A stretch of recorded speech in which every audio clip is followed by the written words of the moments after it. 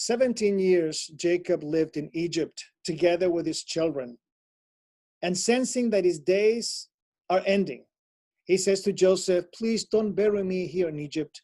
Take me back at the burial place of Isaac and Abraham. And Joseph promises that, and also bring his children Manasseh and Ephraim to be blessed by Jacob. And Jacob reverses the order and says Ephraim is going to be more important than Manasseh.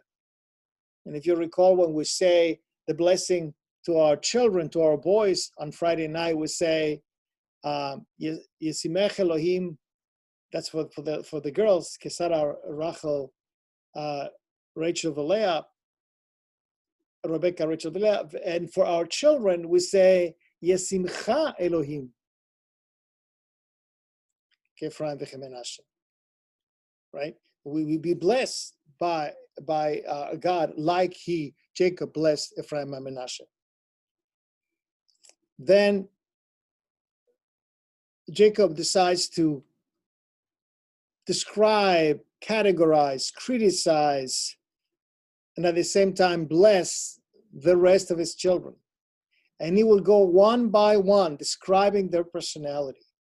And to those who are tough and difficult, like the ones who are more violent, like Simeon and Levi, because of their anger and violence, they will be dispersed among the rest of the tribes of Israel. Judah, on the contrary, he will be praised among his brothers. Zvulun will swell at the shore of the sea. Issachar, a hard-working person. Dan would become a judge among his people. Asher will be happy and prosperous. Naphtali will be an eloquent speaker. He was the rabbi. And Joseph, he will be the prince among his brothers and sister. So that's the way Jacob's life comes to an end.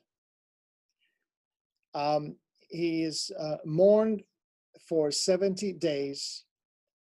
Pharaoh allows Joseph to accompany with the family and with royal caravan all the way to Canaan. And he's buried at Machpelah, the cave of Machpelah. Returning to Egypt, Joseph assures his brothers that he is not going to be against them, that he will basically forgive them for the past actions.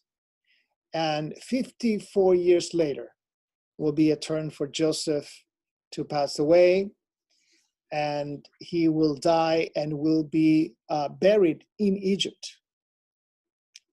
And it is going to be Moses, many years later, who is going to pick up the body and the remains of Joseph and take them out of Egypt.